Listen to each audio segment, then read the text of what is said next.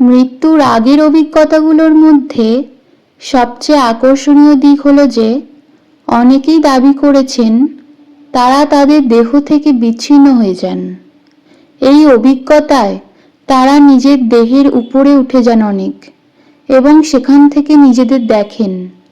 কখনো কখনো তারা অপারেশন থিয়েটারে বা হাসপাতালে যা ঘটছে তা পর্যবেক্ষণ করে থাকেন, এমনকি চিকিৎসকদের কাজের সঠিক বিবরণ দেন, যা বাস্তবে তাদের দেখার কোনো সুযোগ ছিল না।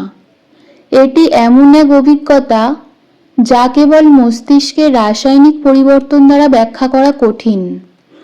এর পরেই একে আত্মার বিচ্ছিন্নতা বা দেহের বাইরে যাওয়া বলা হয়, যা বহু মানুষকে অবাক করে দেয় এবং তাদের ধারণা করে তোলে যে মৃত্যুর সময় আসলে আত্মা দেহ থেকে বেরিয়ে আসে।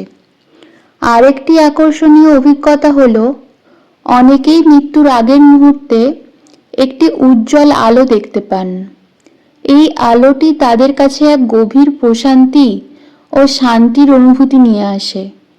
তারা অনুভব করেন যে আলোটি তাদেরকে একটি নতুন, নিরাপদ ও শান্তিপূর্ণ জগতে নিয়ে যাচ্ছে। অনেকের মতে এটি ঈশ্বরের বা পরলৌকিক সত্তার উপস্থিতি। এটি এমন এক অনুভূতি যা অনেকের কাছে মন্ত্রমুগ্ধকর এবং অবর্ণনীয়। বেশিরভাগ ক্ষেত্রে এই আলো দেখতে পাওয়ার সময় একজন ব্যক্তি নিজেকে খুব স্বাচ্ছন্দ্য বোধ করেন এবং মৃত্যুকে এক ভয় বা দুঃখের বিষয় হিসেবে না দেখে বরং একটি শান্তিপূর্ণ প্রক্রিয়া হিসেবে অনুভব করে থাকেন। তাছাড়া বেশিরভাগ মানুষ লাইফ রিভিউ বা জীবনের ঝলক দেখার অভিজ্ঞতা পান।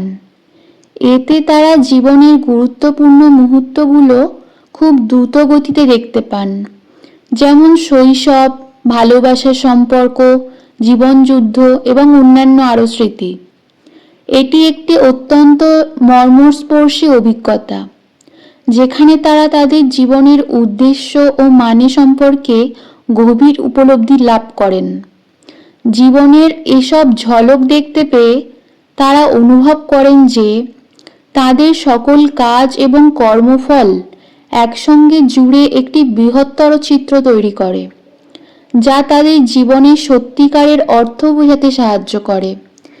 এই অভিজ্ঞতাগুলি এমন এক প্রক্রিয়া যা আমাদের জীবনের সবচেয়ে রহস্যময় দিকগুলিকে উন্মোচন করে থাকে, যেখানে বাস্তবতা ও আধ্যাত্মিকতা একে অপরের সাথে মিলিত হতে পারে।